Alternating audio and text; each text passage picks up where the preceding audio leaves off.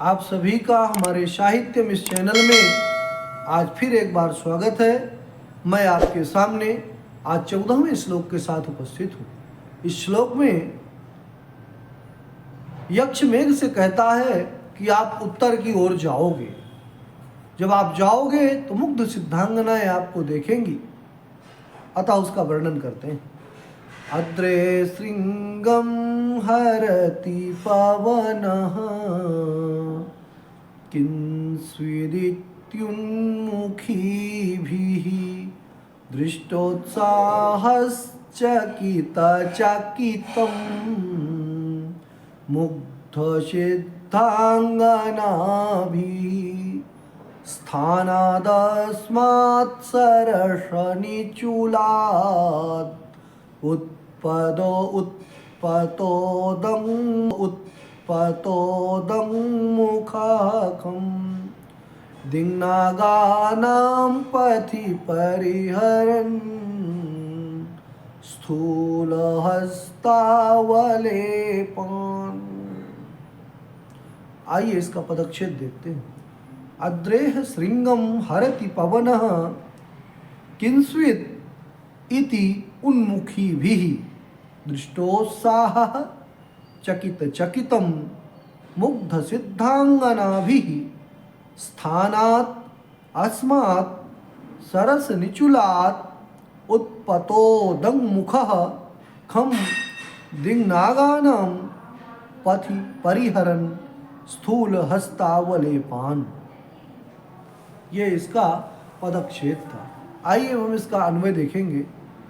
पवनः अद्रेह श्रृंगम हरति किंस्वित् इति उन्मुखीभिः मुग्धसिद्धाङ्गनाभिः चकितचकितं दृष्टोत्साहः त्वं सरसनिचूलात् अस्मात् स्थानात् पथि परिहरन् दिङ्नागानां स्थूलहस्तावलेपान्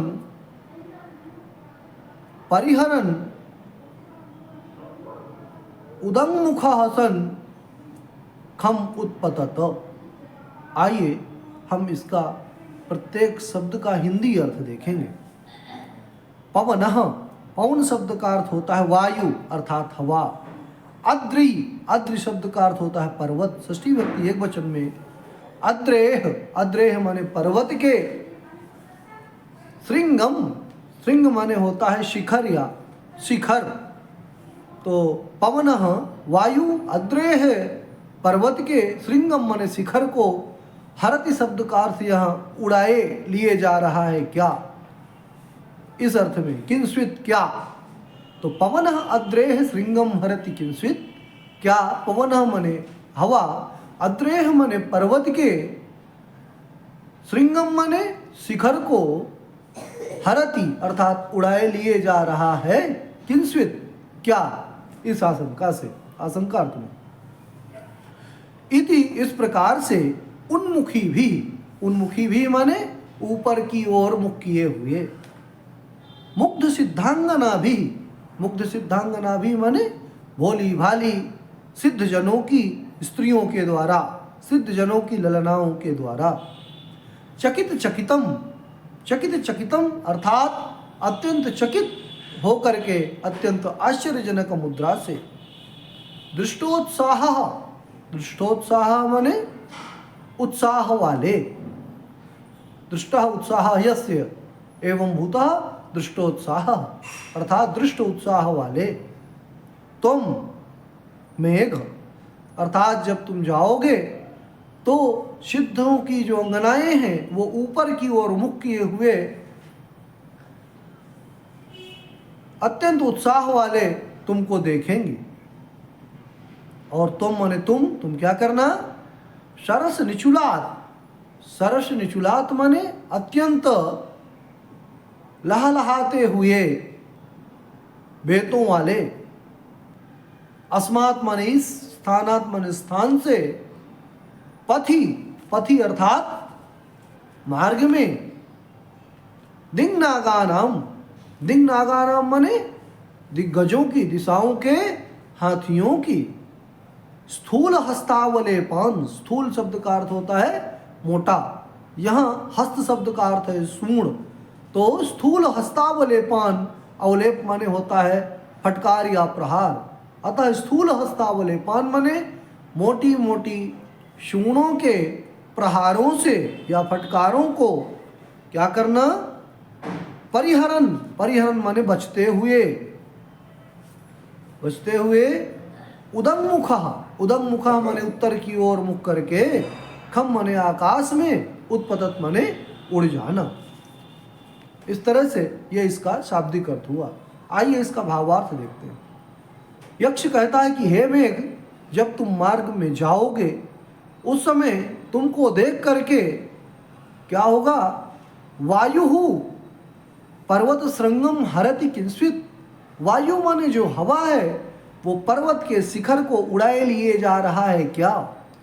इस बुद्धि से जो सिद्धांगनाएं हैं, भोली भाली सिद्धांगनाएं हैं, वो बड़े आश्चर्य के साथ तुमको दृष्टिपात करके देखेंगी।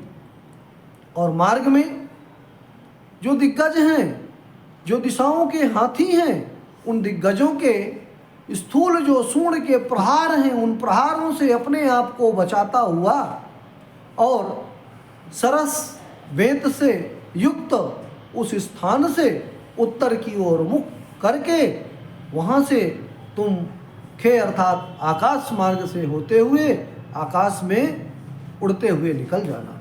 इस तरह से ये इसका वर्णन करते हैं। आइए हम इसका व्याकरणिक अर्थ देखते हैं। तो श्रृंगम, श्रृंग शब्द का अर्थ होता है चोटी। किंस्वित, किंस्वित जो है अव्यय है, किंस्वित का अर्थ होता है क्या, ये तर्क और वितर्क अर्थ में। उन्मुखी, उन्मुखी भी, तो उन्नतानि मुखानि यासाम ताह उन्मुख्यः ताभि उन्मुखी भी, इस तरह से इसमें बहुव्रीहि समास करके तृतीया विभक्ति बहुवचन में बन जाता है। मुग्ध सिद्धांगना भी, सिद्धानाम अंगनाः सिद्धांगनाः, मुग्धाश्चताः सिंगना, मुग्धाश्चताः सिद्धांगनाः मुग्ध सिद्धांगनाः ताभि मुग्ध सिद्धांगना भी। चकित, चकितम, चकित शब्द को प्रकारे गुणवचनस्य इस सूत्र के द्वारा द्वित्य करके चकित चित्तम, चकित चकितम बन जाता है। दृष्टोत्साह, देखा गया है उत्साह जिसका, ऐसा कौन है, मेघ, मेघ का वाचक है, विशेषण है, अतः दृष्टः उत्साह यस्य असो दृष्टोत्साह मेघ।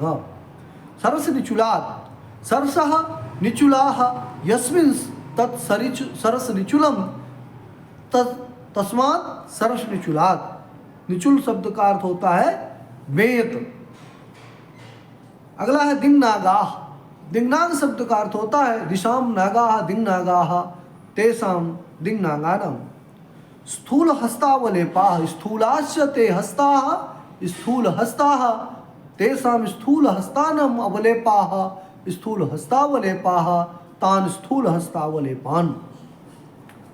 परिहरन, परिपूर्वक, री धातु से लट क्षत्रि प्रत्यांत प्रथमा विभक्ति एक वचन में परिहरन बन जाता है। उदंगमुखः, उदीच्यम, आप सभी हमारे नियमित श्रोता हैं, आप सभी का बहुत बहुत धन्यवाद। आप इसको लाइक एवं सब्सक्राइब करें।